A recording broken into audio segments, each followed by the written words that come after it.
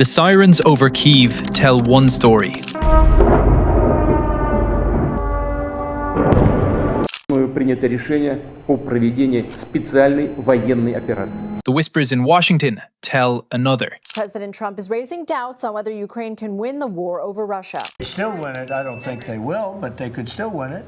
I never said they would win it. I said they could win. On one side, a nation under nightly missile and drone assault fights to thicken its shield. On the other, the world's most powerful country struggles to decide what that shield should mean. Today, we cover both stories, starting with the headline that could redraw the air picture over Eastern Europe for years. The United States is preparing a multi-year plan to equip Ukraine with 25 Patriot air defense systems. If that number lands the way it's promised, it isn't just procurement, it's strategy rendered in steel, radar beams, and intercept windows. The news broke with the essential, unglamorous truth that defines every serious weapons program. Logistics sets the tempo. President Volodymyr Zelensky announced on October 19th that Kyiv is preparing a long-term contract with the United States for 25 Patriots to be delivered annually in varying numbers, because production lines, backlogs, and existing customer contracts don't yield to wishful thinking. This is how real capabilities move. Not in a viral burst, but in scheduled lots, with training pipelines and spares packages marching alongside. It's boring, which is why it's beautiful. It's also why it matters. That cadence, however, doesn't mean passivity. Kyiv isn't just waiting at the end of the conveyor belt. It's trying to jump the queue. Zelensky has pressed Washington to consider reallocating Patriot batteries already deployed in Europe by the United States and allied militaries, on the logic that defending Ukrainian cities now is worth reshuffling NATO's posture if the alliance can backfill later. Politically complicated? Absolutely. Militarily coherent? Also yes. The missiles are flying tonight. The paperwork can jog to catch up. If everyone works together and there is goodwill, the White House could help us obtain these American systems already stationed in Europe, Zelensky said. It's industrial diplomacy, wartime edition. What can 25 Patriot batteries actually do? Start with the geometry. Ukraine's Air Force has explained that a Patriot battery can intercept ballistic missiles within roughly a 25-kilometer radius, which is not a magic dome, but a hard-edged bubble you must overlap with others to protect a metropolis or a power grid node.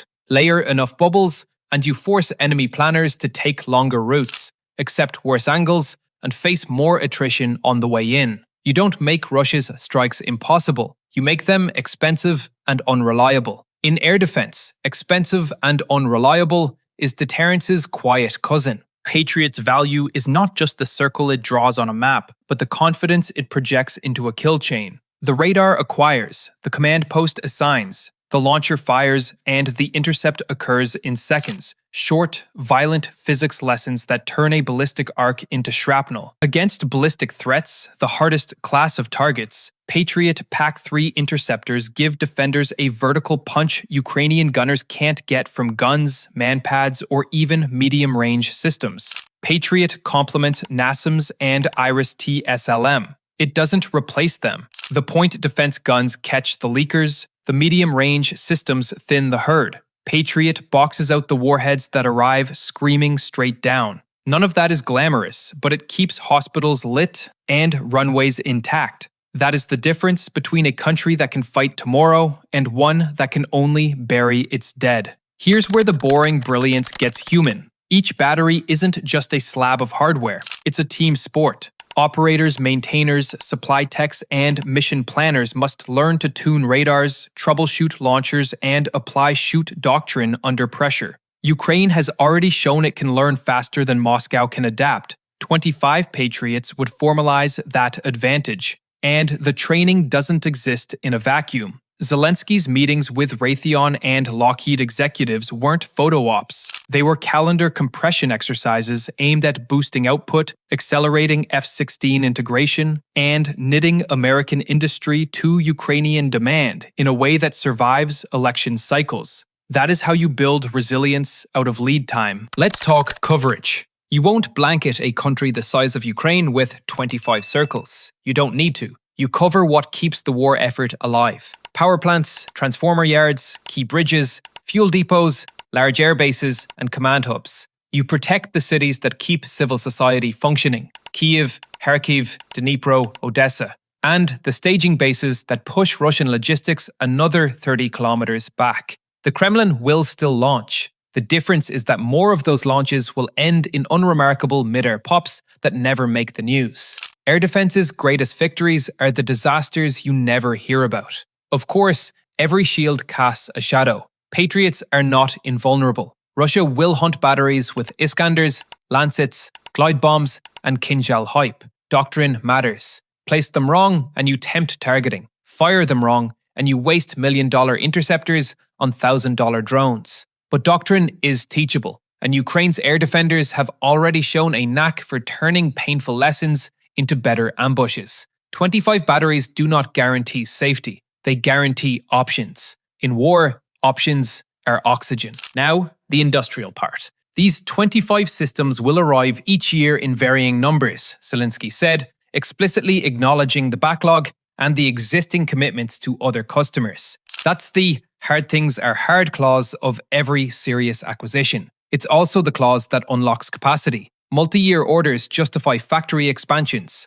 tooling, and workforce retention. They ripple through subcontractors, from seekers and radomes to power units and software. When the United States commits like this, it isn't just arming a partner. It's underwriting a transatlantic air defense ecosystem that Poland, Romania, Germany, and the Baltics will also draw from. Strategy by purchase order is still strategy. There's a second lever inside that industrial machinery: policy. Kyiv's pitch to borrow Patriots already in Europe is an appeal to the political layer above the factory. Every battery deployed under a US or NATO flag comes with a mission and a map attached. Moving one requires more than a forklift. But if the alliance decides that the best place for a Patriot tonight is east of the Polish border, and if the White House signs the chit, the deterrent effect doubles. It says to Moscow that Ukraine's airspace is a shared European problem, with American fingerprints on the solution. That's not escalation,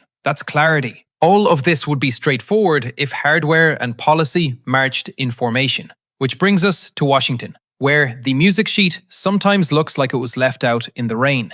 In a blistering critique titled "With Admirable Economy, This is Embarrassing," a US commentator captured the mood that many allies whisper in private. America currently looks like it has no coherent Ukraine policy. Shuttle negotiations are going nowhere. Mixed messages are seeping out of high-level meetings. And, most damaging of all, senior officials are echoing Moscow-authored talking points as if repetition were analysis. If you're feeling secondhand embarrassment, congratulations, you're still sentient. The accusation isn't abstract. Steve Wickoff, identified as the chief US negotiator on Russia-Ukraine talks, is described as citing Russia's 2022 occupation referendums, the same exercises the UN condemned and the United States rejected, as evidence that parts of eastern Ukraine are actually Russian, since Moscow wrote them into its constitution. That's like accepting a burglar's diary as a deed.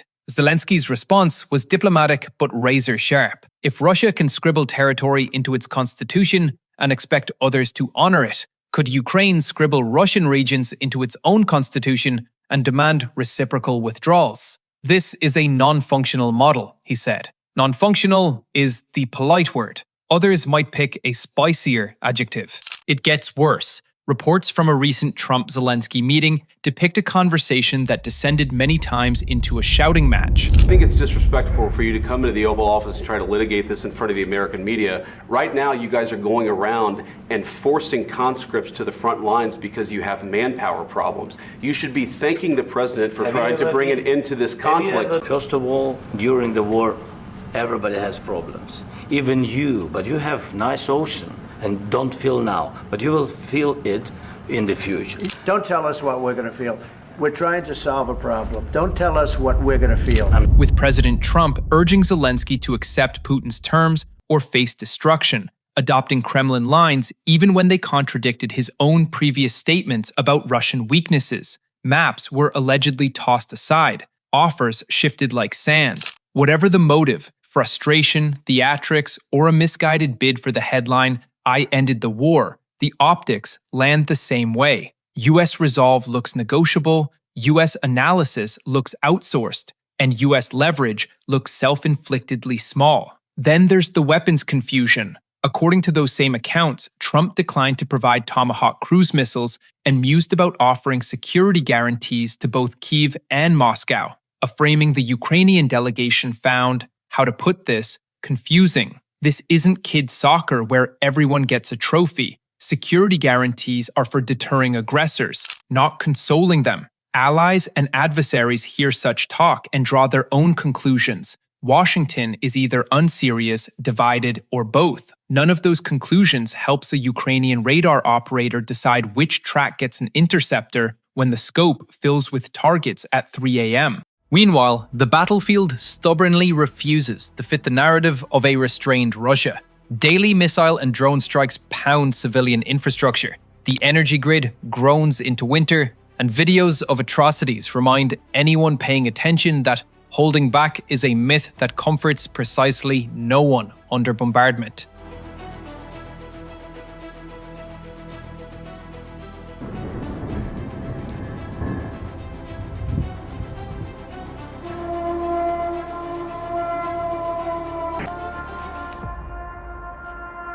When you pressure Kyiv to concede now to avoid worse later, you're proposing to surrender the kitchen because the living room might catch fire. The kitchen is already burning.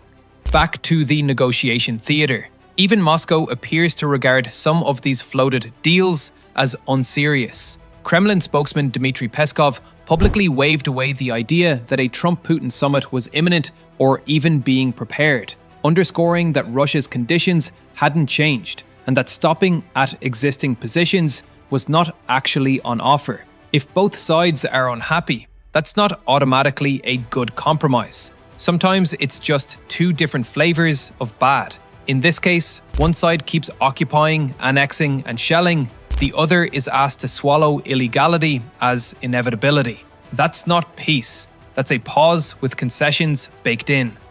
And all the while, Congress sits on sanctions that could tighten pressure on the Kremlin, reportedly because the White House doesn't want to send a bill up for signature it might have to veto. You don't need a PhD in deterrence theory to see how that looks from Warsaw, Tallinn, or Kyiv. When your stated policy is to support Ukraine and constrain Russia, and your practiced policy is to avoid hard votes and soft pedal pressure, your credibility walks out of the room. One European leader said the quiet part calmly. None of us should put pressure on Zelensky when it comes to territorial concessions. We should all put pressure on Russia to stop its aggression. Appeasement never was a road to a just and lasting peace. That sentence reads like it wandered in from 1938, because the lesson did. So we stand at a telling intersection. On one road, a multi-year Patriot pipeline that will, piece by piece, change the nightly math over Ukraine's cities. On the other, a haze of contradictory messaging that invites doubt. Do these two roads cross? Absolutely. Hardware and policy don't add, they multiply. The value of 25 Patriots is higher when Washington's words align with Washington's deeds, when allies believe the momentum is forward, and when adversaries believe the costs will rise, not fall. Say one thing and do another, and you invite tests. More massed salvos, more probing of gaps, more political warfare designed to peel off support. Say and do the same thing long enough and loud enough, and the tests get rarer. War is a seminar in incentives. Let's zoom out to the doctrine level. Ukraine's defensive architecture is moving toward the NATO ideal. Layered, networked, reality-based. Point defense at the front to catch the slow and low. Medium-range belts to protect logistics and brigade clusters. Long-range systems like Patriot to police the high-end threats. Ballistic, quasi-ballistic, and high-speed cruise missiles with tricky profiles. Tie it together with a common air picture, fuse the sensors, and discipline the triggers. The point is not to intercept every threat. The point is to intercept the right ones often enough that the enemy's campaign doesn't work. Patriots are the exclamation points in that sentence.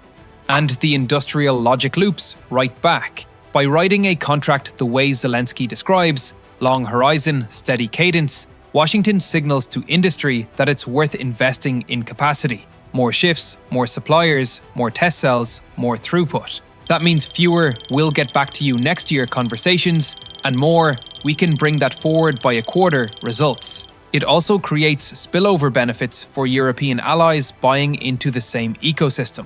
Production lines don't care which flag is on the tail number. They care whether the orders keep coming. Strategy is a sustained demand signal attached to a map. The politics do not have to be a drag coefficient. They can be a force multiplier. There's nothing inherently escalatory about saying out loud what is already true. Sham referendums held under occupation don't count. Constitutions don't bless what tanks have stolen. Lines where they are is not a peace plan, but a press release for the next war. It is entirely possible, dare we say normal, for the US negotiating position to align with the weapons it is investing in. The Patriots say ballistic missile attacks will not decide this war. The policy should say the same. What about Russian adaptation? They'll try. They'll loft more decoys, vary azimuths, stagger waves, and look for seams between batteries. They'll hunt launchers with long-range fires and boast about cutting-edge missiles with more consonants than warheads. Ukraine will respond with better deconfliction, smarter shot doctrine, rapid decamps after firing, and ruthless triage on nights when the sky fills up. That chess game favors the side that can learn faster and replenish quicker. 25 Patriots don't end the game, they tilt the board. There's also the morale economy. Air defense is not just about physics, it's about psychology. When civilians sleep through fewer explosions, when hospitals need fewer generators, when power grids survive January, a nation's stamina grows. That's the stuff dictators mismeasure. They tally units and ranges and forget that endurance underwrites everything. A quiet winter in Kyiv is not quiet at all in the Kremlin's calculus. It means a spring with more trained brigades, better logistics, and a home front that still believes in tomorrow. In that sense, Patriot batteries are also propaganda silencers, turning would-be terror campaigns into nothing burgers. Doctrine beats vibes. Whether in procurement or negotiation, the plan must be coherent and repeated until it becomes muscle memory. Time is the only non-renewable resource in war. Ukraine's winter clock is ticking, and deliveries that shave weeks matter more than speeches that add paragraphs. Both sides' security guarantees is not clever centrism. It's muddled signaling that encourages the aggressor and confuses the victim. The joke? If your peace plan requires the invaded to give up territory because the invader said "pretty please" in their constitution, your plan is less Treaty of Westphalia and more wish list at the mall. Don't try this on a homeowners association. They have standards. So what happens next? If the contract moves from podium to paper, if production ramps the way multi-year orders allow, if training pipelines widen and allied patriots in Europe shuffle to where they're needed most, then Ukraine's air map changes from Swiss cheese to a hard-to-chew lattice. Power plants stay online more nights than not. Airfields launch sorties instead of flares. Munitions factories run shifts under the hum of transformers, not the howl of air raid sirens. No one will throw a parade for a night without impacts, but that night saves lives and preserves choices. That's what strategy buys. Silence where there could have been smoke. And in Washington, the fix is not mystical. Stop laundering enemy narratives through American mouths. Stop suggesting that lines where they are is a policy instead of a shrug. Align the negotiation brief with the procurement plan. If the United States is going to spend the money to make ballistic salvos less effective, then say out loud that ballistic salvos will not be rewarded politically. If the White House wants to be the place where deals go to get serious, then don't float security guarantees for both sides, like it's a talk show bit. The adults in the room don't wink at artillery. They measure its effects and plan to stop them. We began with sirens and whispers. Let's end with a wager. If the United States delivers 25 Patriots on a multi-year arc and backs that iron with ironclad policy, every Russian planner staring at a target map will feel their options shrink. Flight paths will lengthen, chances of success will drop, and the cost per strike will climb into the red. If, instead, Washington equips Ukraine with Patriots, while equipping Moscow with talking points, those same planners will test the gap between word and deed. In the end, when missiles arc over a sleeping city, the only thing that matters is whether a launcher is in range and whether a trained crew is on the console. The launcher doesn't care about politics. The crew cares about tracks and timers. Our job, if we mean what we say, is to make sure they have the right tools and the right mandate.